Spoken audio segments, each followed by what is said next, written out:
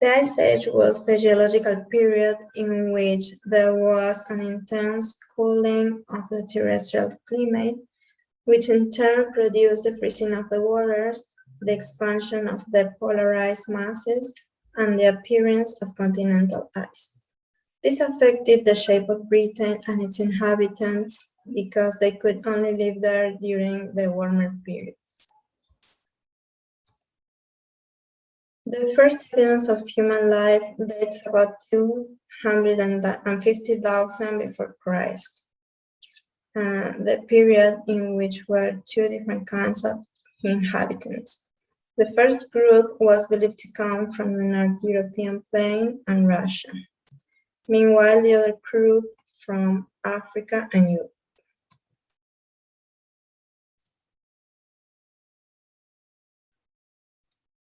Around 50,000 before Christ, a new type of human being arrived, the ancestor of the modern British. These people were probably smaller than the modern British and had a lifespan of only about 30 years.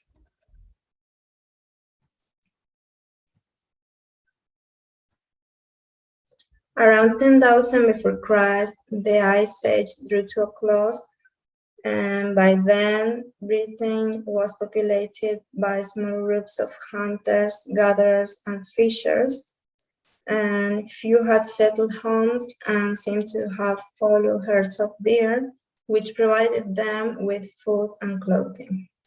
When Britain became an island by about 5,000 before Christ, it also became heavily forested, and this was a disaster for the wanderer-hunter culture because the cold-loving deer and other animals which they live largely died out.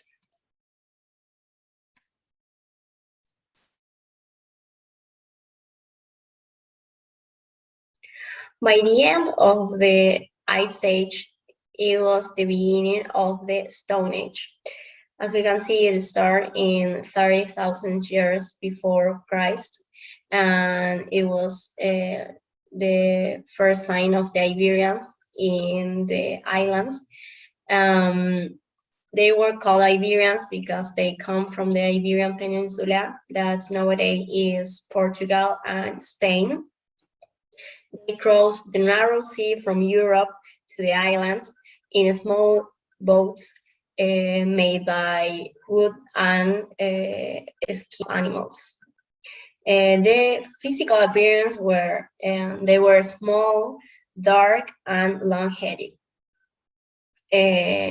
Talking about animals, they kept animals and grow their own crops. So there was their kind of lifestyle. And then talking about where they established, they were settled in the western part of you can see Ireland and Britain. And the public work was first of all, it was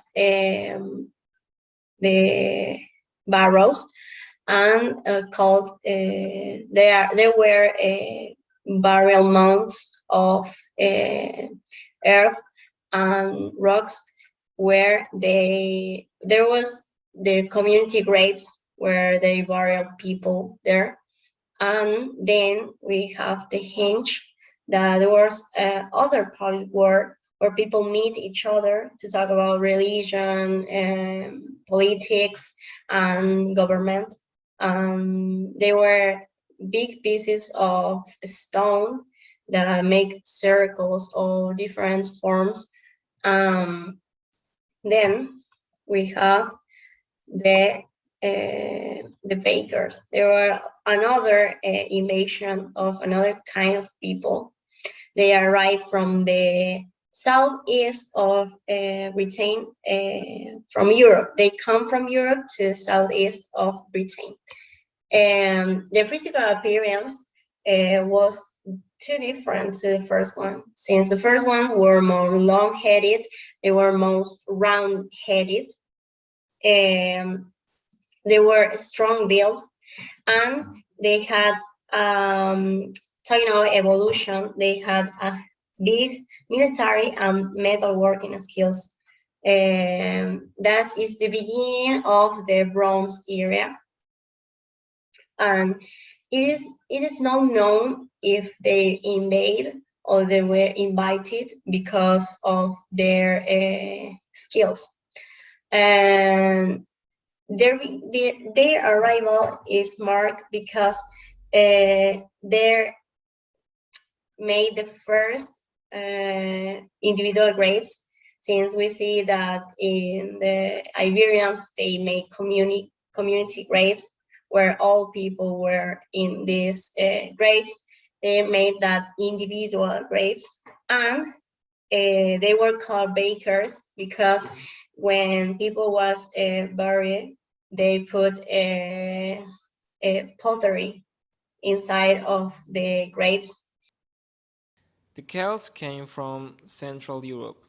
They share a similar language, similar religious belief, traditions, and cultures. Their physical appearance, they wear red hair and they have blue eyes. Their iron plows were heavy and required 8 oxen to pull the plow, so the Celts tended to make their fields long and narrow, so they won't need to use 8 oxen to pull this. Hill forts were the center for local groups and became the simple economical capitals and smaller towns.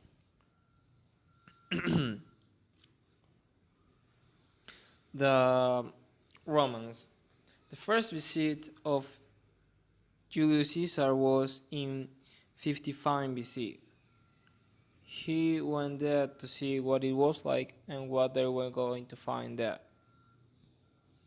The Romans had invaded Britain because the Celts of Britain were helping the Celts of Gaul, giving them food and allowing them to hide in Britain.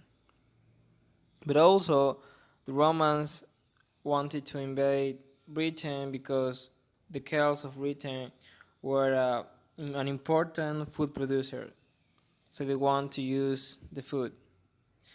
They met little resistance, but in the Midlands, the opposition stiffed under the leadership of one Caractacus who formed a coalition of tribes and struggled bravely. But in 47, Ostorius Scapula captured Caractacus and sent him as a prisoner to Rome. The Emperor Hadrian thought that it would be dangerous for the empire to expand any more, so he fixed defensible frontiers for it, and now the northern limit of Roman Britain was marked by the Hadrian's Wall.